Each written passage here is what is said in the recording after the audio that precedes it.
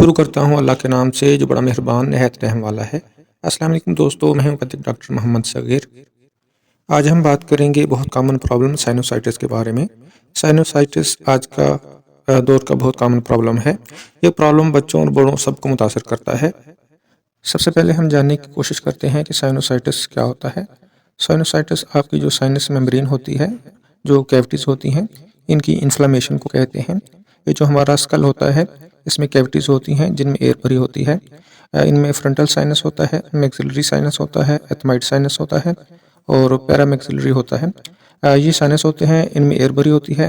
जब आपके इन्फ्लेमेशन हो जाता है किसी भी किस्म का, तो इन एयर में एयर की जगह पे म्यूकस आ जाती है और ये म्यूकस वहाँ पे जो साइनस है इसको ब्लॉक कर देती है और वहाँ से जो मूवमेंट हो रहा होता है इसको रोक देती है। इस कंडीशन में जो साइनस मेम्ब्रेन होती है इसमें स्वेलिंग हो जाती है, सूजन हो जाती है और इस म्यूकस की वजह से आप साइनोसाइटिस का शिकार हो जाते हैं। साइनोसाइटिस दोस्तों एक ठीक हो जाने वाला मर्ज़ है। आज हम साइनोसाइटिस को ठीक करने के लिए होम्योपैथिक मेडिसिन इस्तेमाल करते हैं, इसके बारे में बात करेंगे। सबसे पहले हम जानने की कोशिश करते हैं कि जब साइनोसाइटिस का पेशेंट हमारे पास आता है तो उसमें कौन सी सिम्टम्स हम देखने को मिलती हैं। दोस्तों, साइनोसाइटिस के 5 इंपॉर्टेंट सिम्टम्स होते हैं जिनसे हमें पता चल जाता है कि पेशेंट साइनोसाइटिस का शिकार है।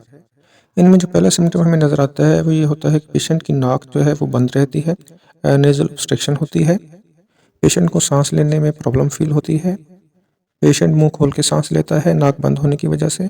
इसके बाद जो दूसरा सिम्टम हमें देखने में नज़र आता है वो ये होता है कि पेशेंट के स्मेल जो होती है पेशेंट को नहीं आती, लॉस ऑफ स्मेल हो जाता है, पेशेंट की सूंघने की जो क़ुव्वत है वो ख़त्म हो जाती है। इसके बाद जो तीसरा सिम्टम हमें नज़र आता है साइनोसाइटिस के पेशेंट में वो ये होता है कि पेशेंट की नाक में, ख़ासतौर पर नाक की जड़ में एक भारीपन और दर्द फील करता है पेशेंट। इसके अलावा चेहरे के जो साइनस होते हैं इनमें भी पेशेंट को इसकी वजह से पेन महसूस होती है। इसके अलावा फ्रंटल साइनस की वजह से पेशेंट के फोरहेड में भी पेन महसूस करता है और पेशेंट इसमें भारीपन महसूस करता है। इसके बाद जो चौथा सिम्टम हमें पेशेंट में देखने में मिलता है साइनोसाइटिस के पेशेंट में वो ये होता है कि पेशेंट की नाक से थिक म्यूकस निकल रहा होता है जो कि नाक को ब्लॉक कर देता है। पेशेंट को रात को सोते वक्त प्रॉब्लम फील होती है, पेशेंट को मुंह खोल के सांस लेना पड़ता है। इसके बाद जो पांचवा सिम्टम हमें देखने में नज़र आता है साइनोसाइटिस के पेशेंट में वो ये होता है कि पेशेंट के हलक में रेशा गिर रहा होता है। पोस्ट नेजल ड्रिपिंग जो होती है वो हमें देखने में आती है साइनोसाइटिस के पेशेंट में। तो दोस्तों, ये 5 जो इम्पोर्टेंट सिम्टम्स हैं ये हमें साइनोसाइटिस के पेशेंट में अक्सर देखने में आती हैं। हम दोस्तों साइनोसाइटिस को डायग्नोज करने के लिए कि पेशेंट साइनोसाइटिस का शिकार है, इसको पता करने के लिए बहुत अच्छा तरीका ये है कि आप पेशेंट का एक एक्सरे करवा लें, पीएनएस स्केल का। इसमें आपको पता चल जाएगा कि पेशेंट को साइनोसाइटिस है और नहीं, तो कौन सा साइनोसाइटिस है। और इस एक्सरे में आपको नेज़ल पॉलिप्स का भी पता चल जाता है, तो इसके लिए आपको ये एक्सरे पीएनएस स्केल का करवाना पड़ेगा। दोस्तों, हम बात कर लेते हैं कि साइनोसाइटिस की क्या वजूहात हैं, क्या काज़ें हैं जिसकी वजह से साइनोसाइटिस का प्रॉब्लम पैदा होता है। साइनोसाइटिस की जो सबसे एक मेन वजह है, जो पहली वजह मेरे सामने आती है वो जेनेटिक काज़ है। अगर पेशेंट के वालिदैन में किसी किस्म का उनको ये प्रॉब्लम रह चुका हो, साइनस का प्रॉब्लम रह चुका हो या रिस्पिरेटरी ट्रैक का कोई प्रॉब्लम रह चुका हो, तो उनके बच्चों में साइनोसाइटिस होने के चांसेस बहुत ज़्यादा होते हैं। तो जेनेटिक काज़ इसका एक बहुत अहम जो है वो काज़ है। उसके बाद जो दूसरी काज़ हमारे सामने आती है, दूसरी वजह हमारे सामने आती है वो एनवायरनमेंटल फैक्टर है। अगर आप किसी ऐसे एनवायरनमेंट में ज़िंदगी गुजार रहे हैं जहाँ पे धूल मिट्टी बहुत ज़्यादा है, तो इसकी वजह से भी बाज़ औक़ात साइनोसाइटिस का प्रॉब्लम पैदा हो जाता है। इसके बाद कॉमन कोल्ड है या फ्लू का जो वायरस है, बैक्टीरियल वायरस है, तो इनकी वजह से भी साइनोसाइटिस का प्रॉब्लम पैदा होता है। इसके बाद ऐसे पेशेंट जिनके नेज़ल पॉलिप्स होता है, यानी इनके नाक में ग्रोथ हो जाती है, इनको भी साइनोसाइटिस का प्रॉब्लम हो जाता है। या ऐसे पेशेंट जिनकी नाक की हड्डी टेढ़ी हो जाती है, इनको भी साइनोसाइटिस का प्रॉब्लम हो सकता है। उसके बाद ऐसे पेशेंट जिनको एलर्जिक राइनाइटिस रहता है, यानी हर वक्त नज़ला छींकें रहती हैं, इनमें भी साइनोसाइटिस हो जाता है। इसके अलावा मुख्तलिफ़ किस्म के मेटाबॉलिक डिसऑर्डर्स और रिस्पिरेटरी डिसऑर्डर्स इसकी वजूहात में शामिल हैं। दोस्तों, अब हम होम्योपैथिक मेडिसिन पर बात करेंगे जो कि हम साइनोसाइटिस के ट्रीटमेंट में इस्तेमाल करते हैं। इनमें जो सबसे पहले हमारे पास मेडिसिन है वो है कार्सिनोसन 200। दोस्तों, कार्सिनोसन 200 को हम उस कंडीशन में जबकि पेशेंट की फैमिली हिस्ट्री में साइनोसाइटिस का प्रॉब्लम हमें नज़र आता है। इसके वालिदैन में अगर ये प्रॉब्लम रह चुका है तो इसमें हम कार्सिनोसन 200 की एक डोज से केस का स्टार्ट करते हैं। इसकी एक डोज़ हर 1 माह के बाद रिपीट करते हैं। इसके बाद जो दीगर मेडिसिन है वो उसके साथ हम यूज़ करते हैं। इसके बाद जो दूसरी हमारे पास मेडिसिन है वो है ट्यूबरकुलाइनिम 200। ये मियाज़मेटिक रेमेडी है जिसको हम हर साइनोसाइटिस के केस में स्टार्ट में इस्तेमाल करते हैं। इसकी 200 की एक डोज़ हर 1 माह के बाद हम रिपीट करते हैं। ट्यूबरकुलाइनिम 200 को हम as a intercurrent remedy use करते हैं। दोस्तों उसके बाद जो नेक्स्ट मेडिसिन हमारे पास है साइनोसाइटिस के ट्रीटमेंट के हवाले से वह है इन्फ्लोजीनम 200। इन्फ्लोजीनम 200 को हम ट्यूबरकुलाइनिम के बाद इसकी डोज़ रिपीट करते हैं तकरीबन हर 1 माह के बाद। तो इसके बाद इसके साथ जो दीगर मेडिसिन है अलामत के हिसाब से वो हम यूज़ करते हैं। ट्यूबरकुलाइनिम 200 और इन्फ्लोजीनम 200 को हम हर केस का आगाज़ इन्हीं से करते हैं। तो सबसे पहले हम ट्यूबरकुलाइनिम 200 की एक डोज़ देते हैं, नेक्स्ट डे इन्फ्लोजीनम 200 की एक डोज़ देते हैं और उसके बाद दीगर जो भी मेडिसिन हम यूज़ करते हैं अलामत के हिसाब से वो यूज़ करना स्टार्ट करते हैं। तो ये एक बेस के तौर पर हम इनका स्टार्ट लेते हैं। उसके बाद जो नेक्स्ट मेडिसिन हमारे पास है साइनोसाइटिस के ट्रीटमेंट के हवाले से वह है सिलेशिया 30। सिलेशिया 30 को हम इस कंडीशन में जबकि पेशेंट की नाक मुकम्मल तौर पर बंद होती है, इसको साइनोसाइटिस का प्रॉब्लम रहता है, इसके सर में दर्द रहता है, पेशेंट को बाज़ औक़ात छींकें आती हैं। तो इस कंडीशन में हम सिलेशिया 30 को सुबह पर शाम 3 टाइम पे इस्तेमाल करवाते हैं। तो इसका रिज़ल्ट बहुत अच्छा सामने आता है। सिलेशिया का जो पेशेंट होता है ये सर्दी बहुत ज़्यादा महसूस करता है और अपने सर को लपेट कर रखता है, गर्माई से इसको सुकून महसूस होता है। तो अगर ये कंडीशन आपको किसी पेशेंट में नज़र आती है तो वहाँ पे आप सिलेशिया 30 को इस्तेमाल करवाएं। उसके बाद जो नेक्स्ट मेडिसिन हमारे पास है साइनोसाइटिस के ट्रीटमेंट के हवाले से वह है काली आयोडाइड 30। काली आयोडाइड 30 को हम उस कंडीशन में जबकि सर्दी के मौसम में साइनस की तकलीफ़ बढ़ जाती है, कोल्ड होने से या कोल्ड वेदर में साइनस की तकलीफ़ का बढ़ जाना, तो इस कंडीशन में काली आयोडाइड 30 को हम सुबह पर शाम 3 टाइम इस्तेमाल करवाते हैं। काली आयोडाइड 30 में पेशेंट की नाक से बहुत ज़्यादा पानी का इखराज होता है, पानी बहुत बहता है, पेशेंट को छींकें बहुत ज़्यादा आती हैं। तो अगर ये कंडीशन आपको किसी पेशेंट में नज़र आती है तो काली आयोडाइड 30 को इस्तेमाल करवाएं, उसका रिजल्ट बहुत अच्छा नज़र आता है।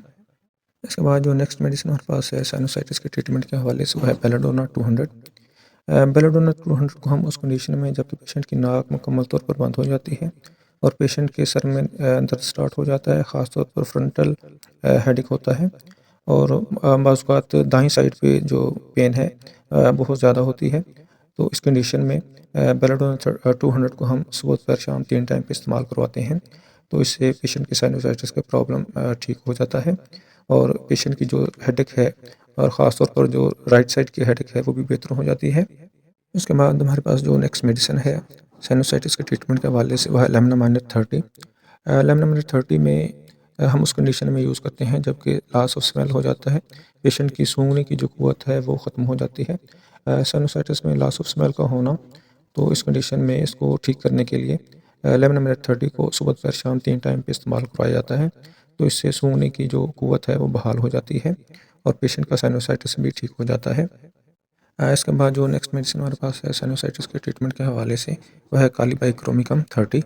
काली बीच 30 को हम उस कंडीशन में यूज़ करवाते हैं जबकि म्यूकस जो होता है वो पेशेंट के गले में जा रहा होता है, पेशेंट को गिरा बहुत ज़्यादा उसके गले में, पोस्ट नेज़ल ड्रिपिंग होती है। तो इसमें बलगम जो होता है, जो स्पुटम होता है, वो बहुत लेसदार और चिपचिपा होता है। तो ऐसी कंडीशन में जबकि पोस्ट नेज़ल ड्रिपिंग हो और पेशेंट साइनोसाइटिस का शिकार हो तो काली बीच 30 को सुबह पर शाम 3 टाइम पे इस्तेमाल करवाते हैं।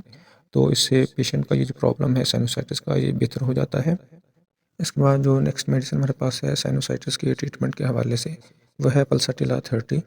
पल्सटिला 30 को हम इस कंडीशन में जबकि हरे रंग का बलगम नाक से निकलता है, मरीज़ को प्यास बहुत कम लगती है और हरे रंग का स्पुटम म्यूकस आ रहा होता है नाक से, बलगम जो होता है बाज़ औक़ात उसमें बहुत ज़्यादा बदबू होती है और ये जो बलगम होता है ये किसी किस्म की जलन पैदा नहीं करता। तो ऐसी कंडीशन में पल्सटिला 30 को हम सुबह पर शाम 3 टाइम पे इस्तेमाल करवाते हैं। तो इससे साइनोसाइटिस का जो पेशेंट है उसको बहुत ज़्यादा रिलीफ़ महसूस होता है।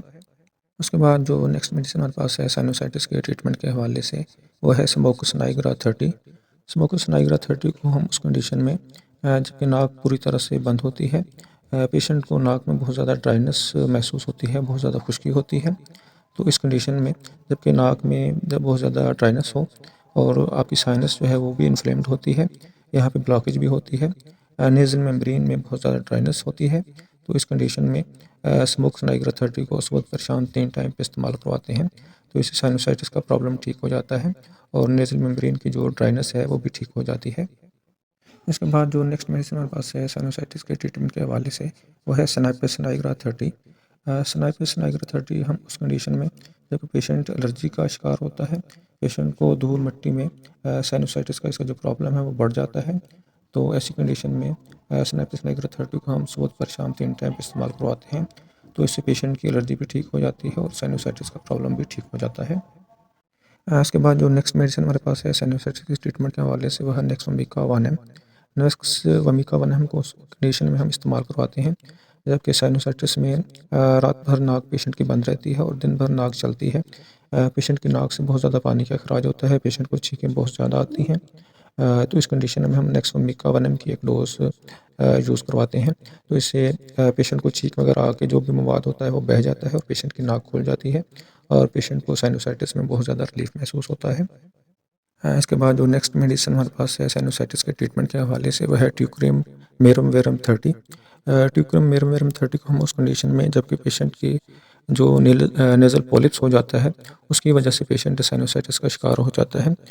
इसमें पेशेंट रात को जब जिस करवट पे लेटता है वो साइड नाक की बंद हो जाती है, तो ऐसी कंडीशन में जहाँ पे नेज़ल पॉलिप्स हो और पेशेंट साइनोसाइटिस का शिकार हो, तो ट्यूक्रिम मेरम वेरम 30 को हम सुबह पर शाम 3 टाइम पे इस्तेमाल करवाते हैं, तो इसका रिज़ल्ट बहुत शानदार नज़र आता है। इससे नेज़ल पॉलिप्स भी ठीक हो जाते हैं और पेशेंट के साइनोसाइटिस का प्रॉब्लम है वो भी हल हो जाता है। इसके बाद जो नेक्स्ट मेडिसिन हमारे पास है साइनोसाइटिस के ट्रीटमेंट के हवाले से, वह है स्टिक्टा पल्मोनेरिया 30। स्टिक्टा को हम उस कंडीशन में जबकि पेशेंट की नाक मुकम्मल तौर पर बंद होती है, नाक से कुछ भी खारिज नहीं हो रहा होता है, कुछ भी नहीं निकल रहा होता है, तो पेशेंट को साइनोसाइटिस में इस कंडीशन में जबकि उसकी नाक मुकम्मल तौर पर बंद हो जाती है, स्टिक्टा पल्मोनेरिया 30 को सुबह दोपहर शाम 3 टाइम पे इस्तेमाल करवाने से पेशेंट का जो नज़ला वगैरह है वो बह जाता है और पेशेंट की नाक खुल जाती है और पेशेंट साइनोसाइटिस के प्रॉब्लम में बहुत ज़्यादा रिलीफ महसूस करता है। इसके बाद जो नेक्स्ट मेडिसिन हमारे पास है साइनोसाइटिस के ट्रीटमेंट के हवाले से, वो 2 मेडिसिन हैं। पहली मेडिसिन है सबाटिला 30 और दूसरी मेडिसिन है अमोनियम कार्ब 30।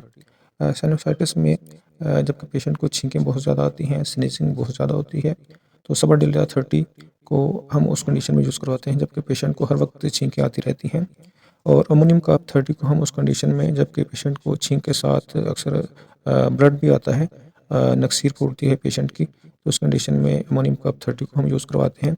अगर बाज़ औक़ात खून नहीं भी आता, नाक से नक्सीर नहीं फूटती, तो फिर भी हम छींकों के लिए छींकें बहुत ज़्यादा जो आती हैं उसके लिए हम इन दोनों मेडिसिन को अल्टरनेट भी करवा सकते हैं।